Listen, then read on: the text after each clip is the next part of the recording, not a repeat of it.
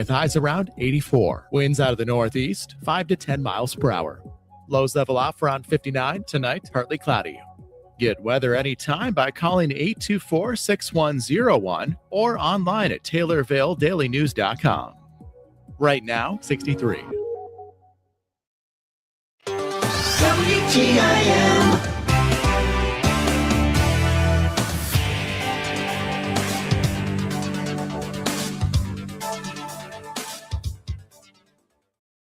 You're listening to WTIM, your information station. Time now for your expanded local news. I'm Reed Kamai. Legislators in Springfield are racing against the clock to pass a mega projects bill that would pave the way for a new stadium for the Chicago Bears in Arlington Heights. House Bill 910 passed the House but awaits a Senate vote, and lawmakers face the deadline of this Sunday when the legislative session ends. The potential extra property tax burden, the Bears' own wishes, and a competing effort in Indiana are among the factors affecting the process. Negotiators from all relevant parties are currently working on potential amendments to the bill. If it is amended and passes the Senate, the House would have to vote on the updated version. State Senator Steve McClure says he opposes the current version of the bill, saying taxpayers should not carry the predominant load. My personal thought on it is, look, I represent people that are having a hard time paying the bills right now. We've got record property taxes. We've got record taxes in general all over the place.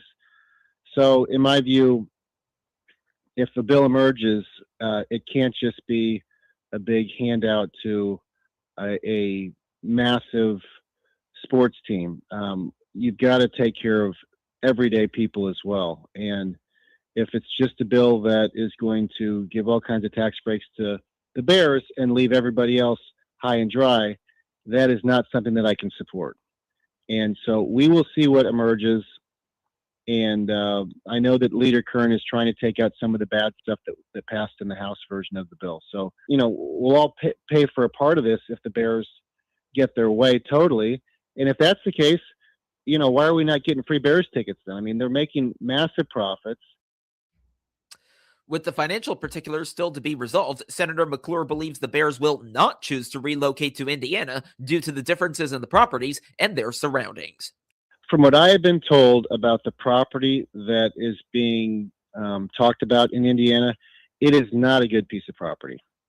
It would not be a good location for the Bears. So I'm not going to say the Bears are bluffing, because who knows what's going to happen here, but Arlington Heights, Illinois would be a much better fit for the Bears. And, I think that the members of the General Assembly need to take that into consideration, that the Bears, I think, would have a hard time moving to that area, practically speaking, for a stadium. And Arlington Heights is a real fit. And Arlington Heights is where the Bears have sort of asked for a stadium to before Indiana even chimed in. So that's their preference as well, is to stay in Illinois and to go to Arlington Heights.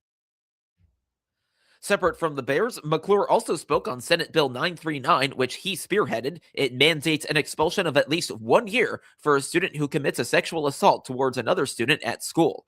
The bill passed the Senate, but awaits a House vote. Still in the House, and it's still sort of stalling in the House. So I'm going to certainly be looking for an update today as to what's happening with it. But it passed the Senate. It's taken me, I think, 1.5 years or 2 years to get that bill passed out of the Senate. And as you know, that bill was drafted because of a horrible situation in Christian County where a 10-year-old girl was sexually assaulted after getting off the school bus by a 14-year-old student. So the bill has passed the Senate. Believe it or not, there were 3 Democrats who did vote against the bill. 2 Democrats voted present, so they didn't want to vote yes or vote no. All the bill says is that if you if a student sexually assaults or attempts to sexually assault another student at school or at a school-related event, then they're expelled for at least 1 year. And to me, that should not be controversial at all.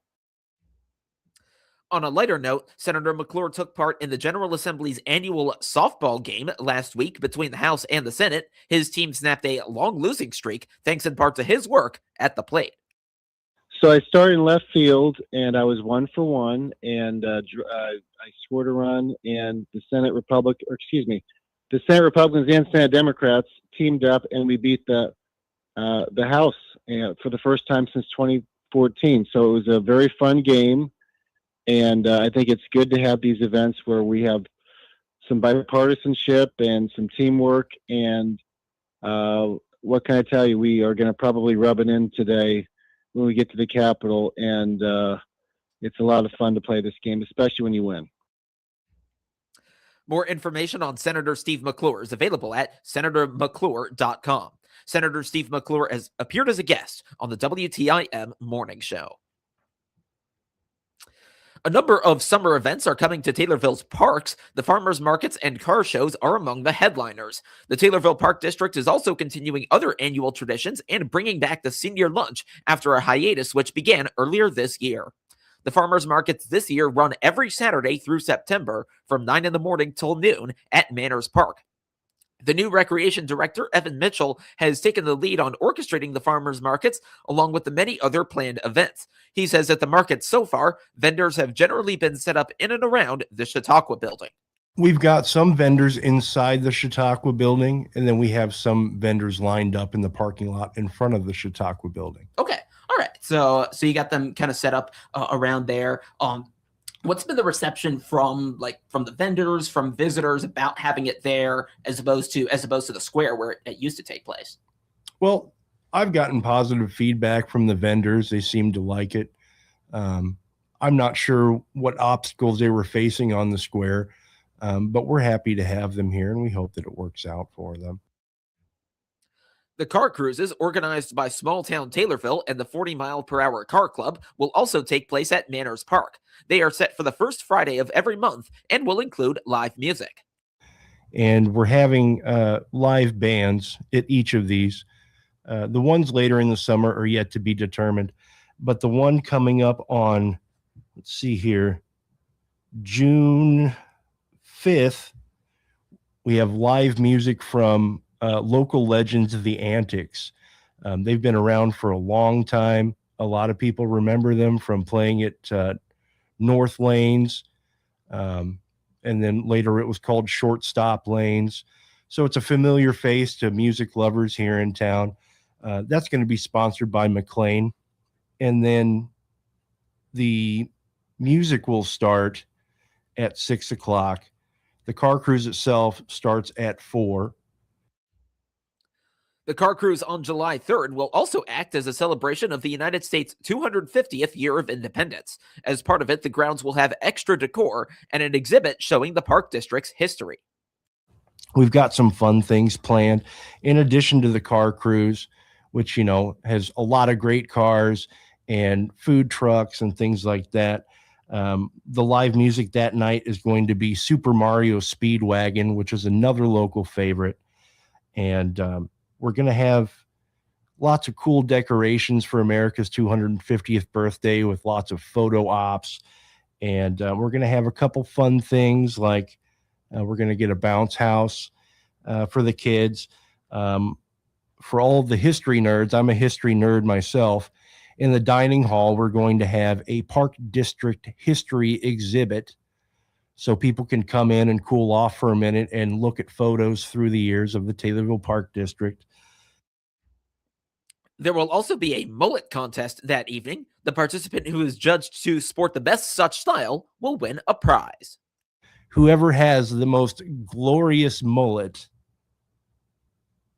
and this is all ages, young and old are welcome to participate. Whoever has the most glorious mullet will win a prize and the title of 250th birthday celebration mullet champion. And there will never be another such title out there. So that's super cool. Well, maybe whoever runs the park, I'm hoping whoever runs the park 250 years from now will have the second mullet championship. Well, you got to put it on the calendar. Right, yeah. Well, yeah, put it on the calendar. Well, if you have like an electronic calendar, schedule it out. Yeah. 250 years later. I'm not sure if they go that far, but I'll give it a try. The senior lunch is returning. The next such event is scheduled for Thursday, June 11th. Mitchell says the turnover in his role is part of why it had not taken place in the last few months. Yes, I'd like to start off by saying I'm sorry to all of our seniors that we haven't had senior lunch. Of course, there's been the change of hands up at the office, and we're trying to get our ducks in the row with the health department and make sure that everything is up to snuff. So senior lunch is going to resume on June 11th, and we will be reaching out to everybody on our call list to let them know. And, I used to work in a kitchen at a assisted living facility, and I've always enjoyed working with seniors. They have a different perspective than somebody my age or younger. They remember the way things were, and I'm looking forward to speaking with them and having a good time and eating some good food. More information on the Taylorville Park District is available at taylorvilleparkdistrict.com. You can also reach them by calling 217-824-3110. Evan Mitchell appeared as a guest on the WTIM Morning Show. And now, a word from First National Bank in Taylorville. At First National Bank in Taylorville, just west of the square, we've spent 70 years being your local bank. The bank where relationships matter, because we've been part of this community for generations. I'm President Jared Beckham. Life moves fast. Families grow, businesses change, even banks come and go. But one thing stays the same. First National Bank in Taylorville has been here for you and will be here for the next generation too.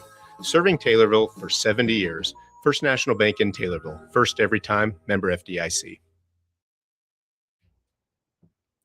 Springfield Clinic Taylorville continues to accept new patients amid new names coming into the practice. This includes many of the current primary care providers and runs across all patient age groups. Dr. Pavi Gill is among the internal medicine providers and also serves as medical director. He says despite recent local rumors, he is not retiring in the foreseeable future and is still accepting new patients. And I'm glad you asked me that question because I've heard that too. And it couldn't be further from the truth because I am going to practice for the foreseeable future, many years. And there's there's absolutely no thought of retiring. And that's for me and also for Dr. McClintock. He and I both, I guess it's our gray hair that makes people think that we're going to retire, but no, we're not. So you said not retiring. How about accepting new patients? Is that still going on? Absolutely. We're always open to new patients. And that's something which we will always be there for patients, and they can always call and they'll be seen very, very quickly. The room for new patients applies not just to general internal medicine, but also to geriatrics and pediatrics. So the geriatrics, those are our patients. We are, if anything, I would say that we tend to focus more on geriatrics patients. And so that's a huge chunk of my practice, and I know Dr. McClintock's too. As for pediatrics, he sees pediatrics patients because he's double boarded both in internal medicine and in pediatrics. And then we have two pediatricians who are exclusively seeing pediatrics patients, Dr. Kink and Dr. DeLuca. And of course, we each have several nurse practitioners to extend our practice. I think that lately we've been getting every day we've been getting 2 to 5 new patients. Okay. So yeah, we're there for anybody who wants to come in and see us. For a smaller city like Taylorville, Dr. Gill greatly values providing local access to care due to the difficulties patients can face reaching providers further away. It's very hard for patients to travel. And as I said, our population is an elderly population, and it's difficult for them to travel even to Springfield. It can be kind of a daunting task to go and drive on those roads. So if you can provide the care here locally, which we endeavor to do, because not only do we have primary care with Dr. McClintock's practice, my practice, Dr. DeLuca, and Dr. Kink, but we also have specialists that come from Springfield. And we have a pretty comprehensive group of specialists that come in. We have orthopedic surgeons, we have general surgeons, we have vascular surgeons, we also have nephrologists, we have cardiologists, we have all these people that come in, and we can have patients see them right here in town, which is, I think, huge. More information on Springfield Clinic is available at springfieldclinic.com. Dr. Pavi Gill appeared as a guest on the WTIM Morning Show. Kiwanis members were informed on what goes on behind the doors of the Bayer Crop Science Facility in Stonington at their Tuesday luncheon at the Taylorville Moose Lodge. Unit lead Josh Seaton gave an overview of the operations of the facility. Currently, the plant depends on 45 employees, including 30 that are full-time. The Stonington facility focuses on the research and production of soybeans. In their efforts to improve soybean crop production, the company contracts the use of 40,000 acres of local farmland for its research. These crops produce product for research and seed production, utilizing a complex system to monitor seed growth and seed quality. Bayer is also active in local community support with STEM projects and providing volunteers to assist at local area food pantries. Bayer also maintains a community garden to provide food to the pantries as well. The Taylorville Kiwanis Club is part of a global organization focused on supporting youth and the local community. Weekly meetings are held Tuesdays at noon at the Taylorville Moose Lodge. For information on the club, go to taylorvillekiwanis.com or email the club at taylorvillekiwanis@gmail.com. Another year of big tornado stats. The numbers here from Illinois State climatologist Trent Ford.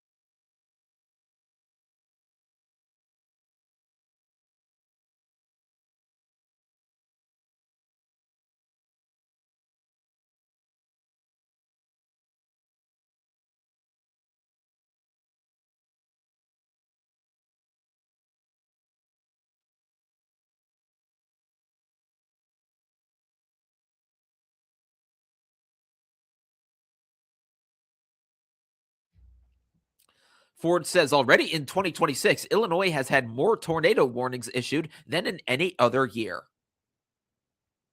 Illinois County Fair season is upon us. Gary Melke serves as president of the Illinois Association of Agricultural Fairs. He believes county fairs across the state are on solid ground, both financially and with community support.